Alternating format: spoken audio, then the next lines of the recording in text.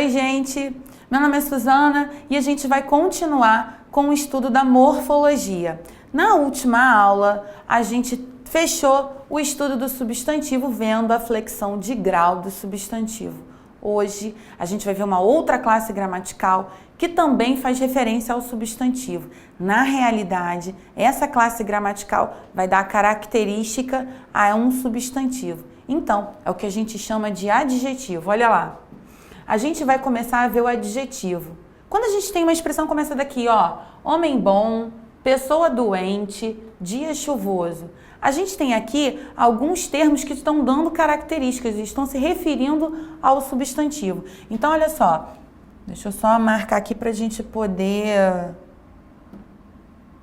deixar tudo direitinho aqui no quadro. Olha lá, quando a gente tem homem bom, repara só, bom está expressando uma característica desse homem. Deixa eu só trocar rapidinho a linha, só para deixar ela mais grossa, para ficar claro, para você poder ver direitinho.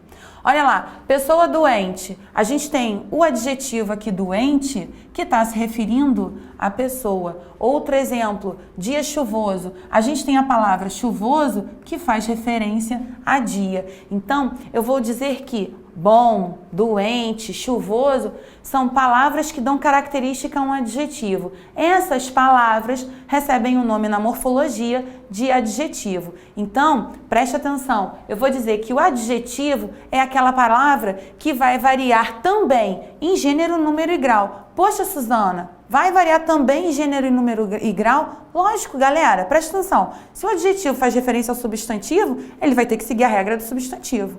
Certo? Então, ó, vai indicar, além dele variar em gênero, número e grau, ele vai indicar uma qualidade, um estado ou um aspecto a esse substantivo, tá? Os adjetivos, da mesma forma dos substantivos, também vão ser classificados em simples e compostos. Lembrando, simples quando você tem um radical, composto quando você tem dois ou mais radicais, tá? Com a ideia de adjetivo. Então, aqui, ó, adjetivo simples, momento inesquecível, ó. Inesquecível é o meu adjetivo simples. Alimento dietético. Dietético é o meu adjetivo simples. Exemplo de composto. A cor do luso brasileiro. Repara, eu tenho aqui dois adjetivos, ó. Luso e brasileiro, tá? Dois radicais. Causas político-econômicas. Também tenho dois adjetivos aqui, ó. Político e econômicas. Suzana, adjetivo composto vai ter sempre só dois radicais? Dois ou mais radicais. Lá na frente a gente vai ver isso aí. Fica de olho. Quando a gente fala também, o adjetivo ele pode ser primitivo ou derivado. Lembra que a gente já viu isso nas aulas de processo de formação de palavras e lá na formação do substantivo também. Tá vendo? Uma coisa se encaixa na outra. Por isso que você precisa ficar ligado em tudo aquilo que a gente está estudando. Tá? Repara, a gente vai ter o adjetivo primitivo que vai dar origem a outras palavras, tá bom? É o que acontece, por exemplo, com blusa amarela. De amarela, repara, eu posso formar o adjetivo amarelada. Aí, amarelada, no caso, vai ser um adjetivo derivado, ó, o primitivo para o derivado. Mulher leal, homem desleal. Leal vai ser o meu primitivo e o desleal vai ser o meu derivado. Tudo bem? Beleza. Vamos continuar. Olha aí. Opa, foi. Não foi? Foi. A gente tem também, a gente pode classificar os adjetivos em adjetivos pátrios. Por quê? São adjetivos que vão fazer referência a um determinado lugar, tá? A pessoas que pertencem a um determinado lugar, tá? Isso pode ser tanto para cidade, quanto para país, quanto para continente, tá bom? Então, alguns exemplos, ó. Quem nasce no Acre é acreano. Quem nasce em Salvador é soteropolitano. Ai, eu adoro essa palavra.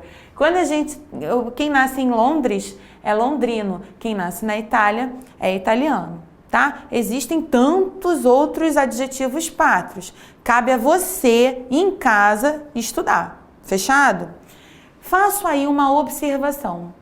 Existem os adjetivos pátrios compostos. E aí, como é que a gente vai fazer a formação desse adjetivo? Preste atenção.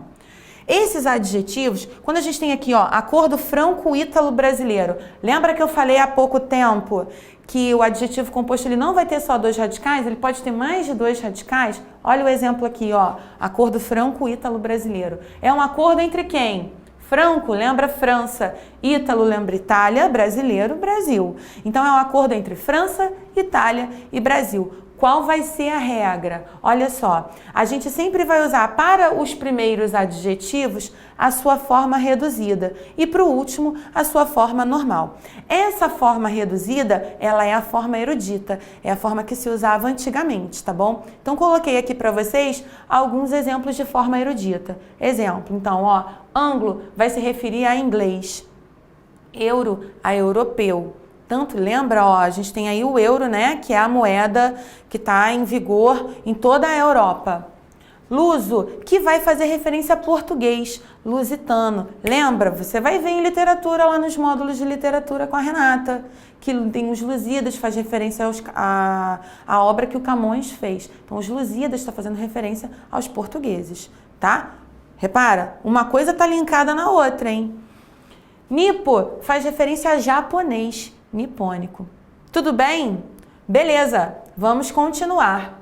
A gente vai ver que às vezes nós não falamos uma palavra só para caracterizar um determinado substantivo, mas às vezes a gente pode utilizar 2 ou mais palavras até para poder caracterizar esse substantivo.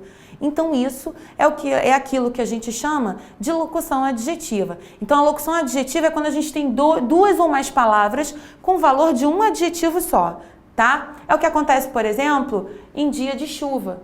Mas a gente tem um adjetivo correspondente, que é chuvoso. Atitudes de anjo. A gente também vai ter um adjetivo que vai ser atitudes angelicais. Agora, nem sempre a gente vai ter um adjetivo que vai fazer a correspondência com essa locução. Exemplo, ó, pano de prato. Não existe pano pratal. Saco de lixo. Também não existe um adjetivo correspondente para a locução... Calma aí, me perdi. Não existe um adjetivo específico, desculpa, para a locução adjetiva de lixo. Às vezes a gente vai falando, acaba passando. E aí a gente fechou, então, essa primeira parte básica. Isso aí você precisa saber para poder identificar um adjetivo ou até mesmo identificar uma locução adjetiva. Combinado? Preste atenção, porque parece bobeira, mas não é. Isso pega muito na segunda fase de determinadas universidades, tá? Não é só para o Enem, mas vale para outras instituições também.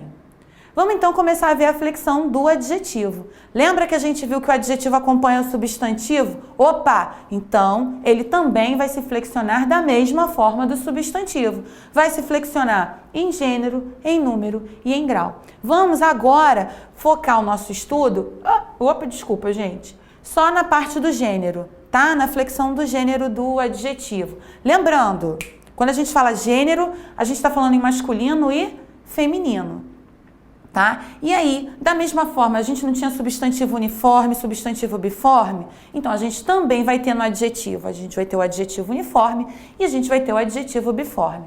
Então, olha pra cá. Quando a gente diz, ó, homem inteligente, no feminino, eu vou ter mulher inteligente. Repara, o adjetivo não sofreu alteração. Então, no caso aqui, inteligente, vai ser um caso de adjetivo uniforme. Uma mesma forma para o masculino e uma mesma forma para o feminino. Outro exemplo, ó, menino feliz, no feminino, menina feliz, tá? Exemplos de adjetivos biformes, que você vai ter uma forma para o masculino e outra forma para o feminino, ó. Homem alto, mulher alta, tá? Outro exemplo, menino estudioso, menina estudiosa, ok? Pessoal, por hoje é só. O nosso estudo de adjetivo ele não acabou. A gente vai se ver na próxima aula para falar da flexão de número e de grau. Espero vocês lá. Até a próxima.